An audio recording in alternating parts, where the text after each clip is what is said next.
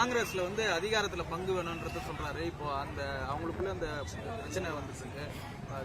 இது அவங்க கட்சி பிரச்சனை. நான் ஒரு கட்சி அந்த கட்சி இந்த கட்சின்னு இல்லாம அதிகார பகிர்வை வந்து காலங்காலமாக நாங்க டே ஒன்ல இருந்து சொல்லிக்கிட்டு இருக்கிறோம். இப்ப அதிகாரத்துக்கிட்ட என்ன கேட்கணும், இவர் போயிட்டு என்ன சொல்றாரு, நெடுநாள் இஸ்லாமிய சிறை கைதிகள் விடுதலை பண்ணுங்கன்றாரு.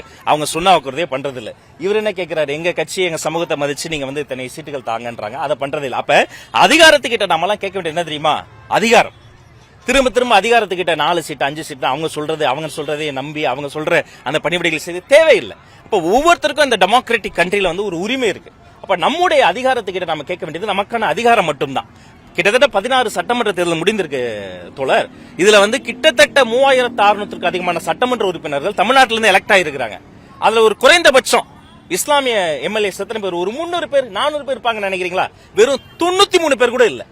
அப்ப இத்தனை நாட்களாக திராவிட மாடல் ஆட்சி மாறி மாறி ஆட்சி செய்தவர்கள்லாம், சமூக நீதி பேசினவங்கலாம் ஏன் இஸ்லாமியர்கள் இத்தனை எம்எல்ஏஸ் உருவாக்கல?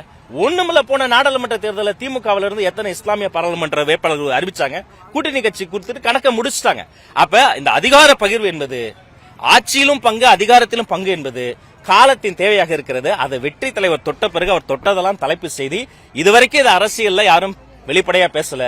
இனிமே இதை அரசியல பேசாம யாருமே அரசியல் செய்யவே முடியாது. இதற்கான விதை எங்களுடைய தலைவர் போட்டது. காங்கிரஸ் தாவேக்கா நோக்கி நகர்கின்ற மாதிரி பார்க்கலாம். மக்கள் ஏற்கனவே தாவேக்காவை நோக்கி நகர்ந்துட்டாங்க, நாங்க மக்களை நோக்கி நகர்ந்துட்டாங்க. அதனால எல்லோரையும் அரவணைக்கக்கூடிய ஒரு பாசமிக்க தலைமையில தான் எங்களுடைய கூட்டம் இருக்கிறது. அதனால காலத்தின் தேவையை அறிந்து அது வந்து அவங்க வந்து பதில் சொல்லணும். இது வந்து அந்த கட்சி சம்பந்தப்பட்டது, அவங்க கூட்டணி சம்பந்தப்பட்டது, அவங்க தான் பதில் சொல்லணும்.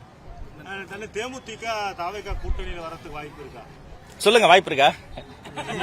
அதனால மக்களும் அந்த கட்சியை சார்ந்தவங்க சொல்லணும். பொதுக்குழுன்னு நாங்க ஒண்ணு கூட்டி கூட்டணி சார்ந்த எல்லா முடிவுகளையும் தலைவர் எடுக்கணும்னு ஒரு தீர்மானம் நிறைவேற்றி, நான் தான் அந்த தீர்மானத்துக்கு வாக்கெடுப்பை நடத்தினேன். ஒருமனதாக அந்த தீர்மானம் நிறைவேற்றப்பட்ட. அப்ப இது ஒரு டெமோக்ராட்டிக் பார்ட்டி, நாங்க ஒரு ஜனநாயக முறையை வந்து பின்பற்றோம். இப்ப கூட்டணி சார்ந்த முடிவுகளை எடுப்பதோடு அல்லாது கூட்டணி குறித்து இறுதியாக உறுதியாக அதை பொதுமக்களுக்கும் ஊடகங்களுக்கும் சொல்லக்கூடிய அதிகாரத்தையுமே வெற்றி தலைவர் கொடுத்திருக்கிறோம்.